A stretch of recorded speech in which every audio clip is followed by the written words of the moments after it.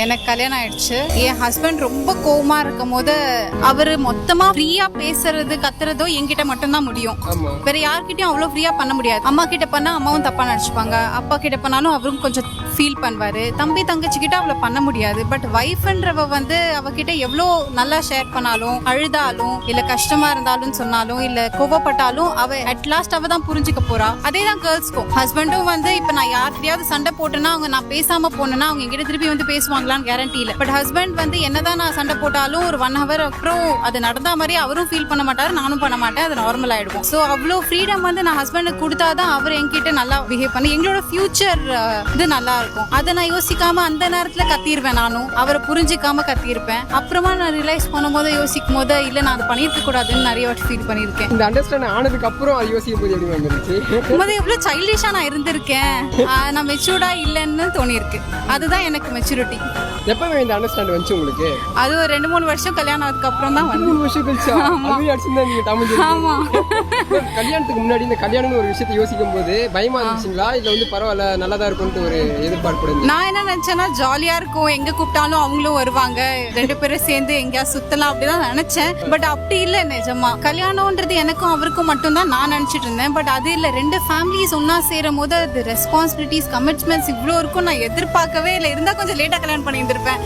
நானே சிங்கிளா ஜாலியா என்ஜாய் பண்ணிட்டு இருந்திருப்பேன். ஃபர்ஸ்ட் எந்த மாதிரியான கமிட்மெண்ட்ஸ்லாம் வந்து பார்த்தீங்கன்னா ரொம்ப கஷ்டப்படுத்துற மாதிரி இருந்துச்சு? அது எனக்கு தெரிஞ்சு கேர்ள்ஸ்க்கு தான் அது இன்னொரு ப்ரெஷர்னு நினைக்கிறேன். பாய்ஸ்க்கு இருக்கு, பட் கேர்ள்ஸ் அளவுக்கு இல்லைன்னு நான் ஃபீல் பண்றேன் என் சைட்ல இருந்து. மேபி பாய்ஸை கேட்டா அவங்களுக்கு தெரியும். பட் நான் நினைக்கிறேன் அவங்க அம்மா அப்பாவை பாக்குறது, என் அம்மா அப்பாவையும் சேர்த்து பாக்குறது, என் தம்பி தங்கச்சி, அவர் தம்பி தங்கச்சி யார் இருந்தாலும் அவங்களையும் பாக்குறது, எல்லாரையும் மேனேஜ் பண்ணி ஒன்னா போறதே ஒரு பெரிய டாஸ்க் தான். அதுவே எனக்கு கஷ்டமா தான் இருக்கு. மேரேஜ்க்கு அப்புறம் எந்த மாதிரியான விஷயங்கள்லாம் கமிட்மெண்டா மாறுதுங்க? அவரோட அம்மா அப்பாவை அவர் அம்மா அப்பான்னு ஆக்சுவலா பார்க்க கூடாது, என்னோட அம்மா அப்பாவா மாதிரி பாக்குறதே எனக்கு அதுவே வந்து கொஞ்சம் ஸ்டார்டிங்ல கஷ்டமா இருந்தது. அவங்க ஏதாவது சொன்னா உடனே என்னடா என்ன இப்படி திட்டுறாங்களே, என் ஹஸ்பண்ட் அதை கேட்க கூட மாட்டேங்கிறாரு, கண்டுக்காம போயிடுறாருலாம் தோணி இருக்கு.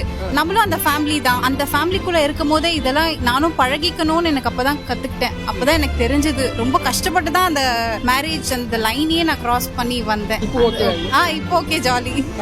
நம்ம நினைக்கிறப்போலாம் வந்து பார்த்தோன்னா நம்ம ஹஸ்பண்ட் வந்து நம்ம டைம் ஒதுக்க மாட்டாரு, மெசேஜ் கால் ரிப்ளை பண்ண மாட்டேங்கிறாருன்னு எப்பயாச்சும் ஃபீல் பண்ணிருக்கீங்களா? ஆமா, நிறைய வாட்டி ஃபீல் பண்ணியிருக்கேன். நான் ஃப்ரீயா இருக்கும் போது அவரும் ஃப்ரீயா இருக்கணும், அவரும் என்கிட்ட பேசணும்னு நிறைய எக்ஸ்பெக்ட் பண்ணியிருக்கேன். பட் அப்படி சிச்சுவேஷன் இல்ல. இப்ப நான் ஃப்ரீயா இருக்கேன்னா தட் டசன்ட் மீன் அவரும் ஃப்ரீயா இருக்கணும். அண்ட் 2 பேருமே ஒர்க்கிங் தான். அதனால நான் ஒர்க் பண்ற அந்த ப்ரெஷர் எனக்கும் தெரியும், அவரும் அந்த ப்ரெஷர்ல தான் இருப்பாரு. சோ அந்த நேரத்துல நான் நோய் சொல்லிட்டு இருந்தா அது நல்லாவும் இருக்காது. சோ ஓகே பரவாயில்ல. எவ்வளவு ஒர்க் இருந்தாலுமே பார்ட்னருக்காக வந்து டைமை ஒதுக்கி பேசணும்னு நினைக்கிறது, மெசேஜ் பண்ணணும்னு நினைக்கிறது பெண்களா இல்ல ஆண்களாங்க? நான் என்னதான் சொல்லிப்பேன்.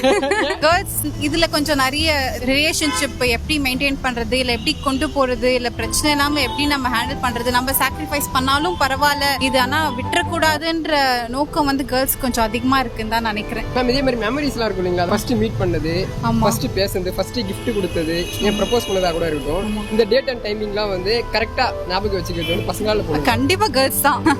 ஏன் ஞாபகம் வச்சுக்கீங்க? அது தெரியலையே, அது எங்களோட பர்த்லயே இருக்கு. அதெல்லாம் அந்த மாதிரி சண்டை போட்டுருக்கீங்களா? ஆமா நிறைய இருக்கு. என்னோட பர்த்டேவே வந்து 23rd என்னோட டேட் பர்த்டே.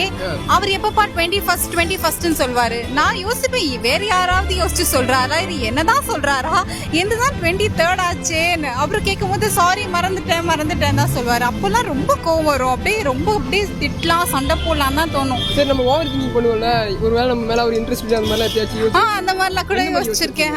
எப்பயாவது ரொம்ப ப்ரெஷரா இருக்கும் போது அவர் நைட்டு வந்து சரியா பேசாம அப்படியே தூங்கிடுவாரு. அப்ப நான் யோசிப்பேன் என்ன இது நீ சரியா பேசவே இல்லை, எதுவுமே ஒரு லவ்வபிளா எதுவுமே சொல்லவே இல்லையே.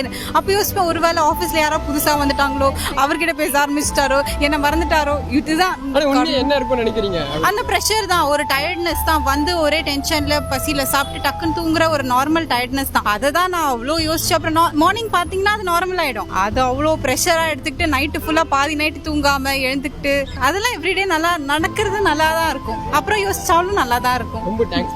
தேங்க்யூ.